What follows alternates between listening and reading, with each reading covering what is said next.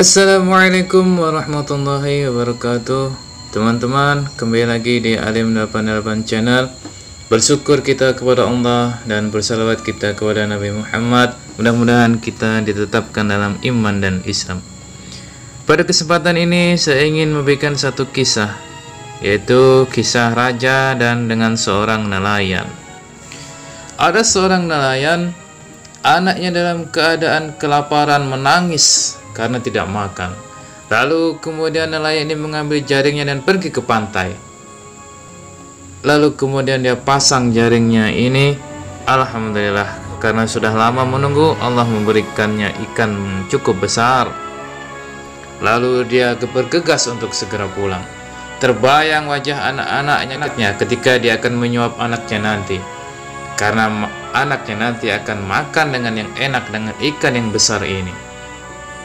Hilang lelah sudah terbayang nanti ketika melihat anaknya yang sudah makan nanti. Tetapi ternyata semua itu hanya sia-sia, karena ketika pulang di tengah perjalanan ia bertemu dengan seorang raja, dan raja ini melihat ikannya yang suka. Lalu sang raja ini meminta ikannya. Lalu apa kata nelayan? Ikan ini untuk anak saya yang kelaparan. Ternyata raja ini dia seorang raja yang zalim, sehingga dia memaksa nelayan ini untuk memberikan ikannya kepada sang raja ini. Tetapi apalah daya nelayan ini, dia hanya pasrah, menangis, menetes air matanya teringat anaknya yang sedang kelaparan.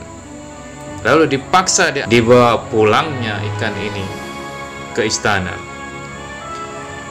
Dalam perjalanan pulang tak terbayang nelayan ini mengingat anak-anaknya yang belum makan.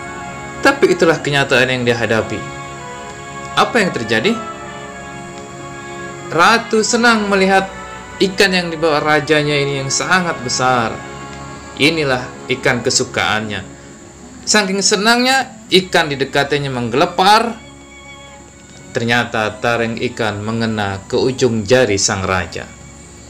Tiba-tiba raja merasakan sakitnya yang luar biasa.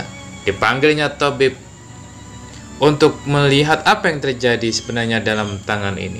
Ternyata racun dalam ikan ini sudah masuk ke dalam jarinya dan masuk ke darah.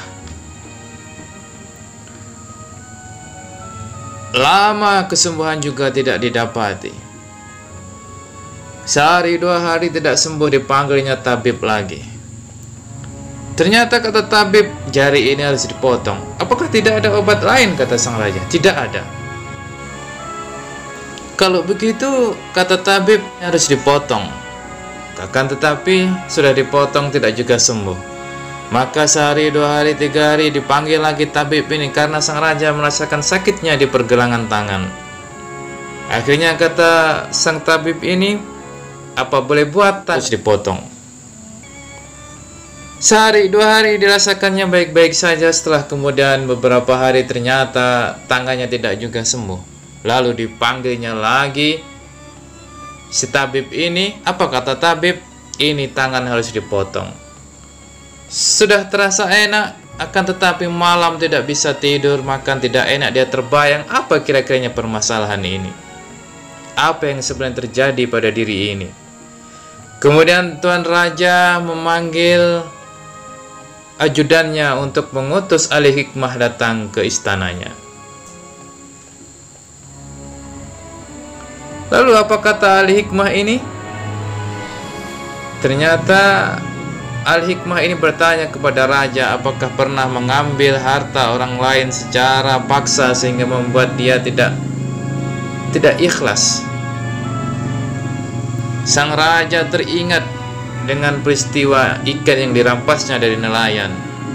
Kemudian dipanggilnya nelayan ini yang teraniaya ini, dipanggil ke istana. Kemudian ditanya kepadanya, sudikah engkau memaafkanku wahai nelayan? Nelayan bingung. Dengan lapang hati nelayan ini sudah memaafkan dari dahulu. Tidak sulit bagi nelayan ini pintu maaf, bahkan dia sudah melupakannya.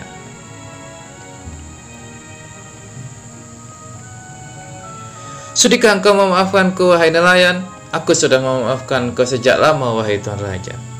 Apa sebenarnya doa yang kau panjatkan kepada Allah? Begitu berat siksa yang aku hadapi ini. Tidak banyak, Tuan Raja. Apa yang kau panjatkan doanya? Ya Allah, Raja sudah menunjukkan kuasanya, maka tunjukkan kuasamu. Bergetar hati seorang raja dan seluruh isi yang ada dalam rumah itu. Kemudian ternyata nelayan ini tidak mengadu kepada penguasa. Dia tidak mengadu kepada manusia. Dia mengadu kepada Allah, kepada pemilik semuanya ini. Maka ketika raja ini sudah menunjukkan kuasanya, maka Allah pun telah menunjukkan kuasanya sesuai yang didoakan oleh nelayan ini. Inilah singkat cerita daripada seorang raja dan nelayan. Bagaimana raja ini telah zalim kepada nelayan.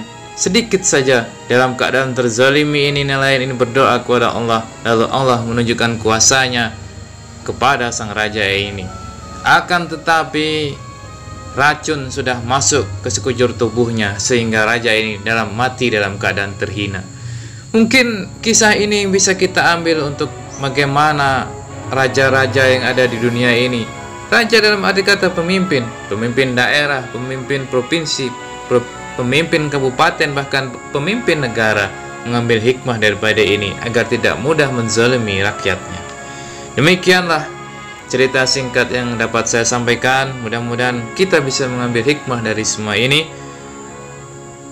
Sampai ketemu kisah selanjutnya.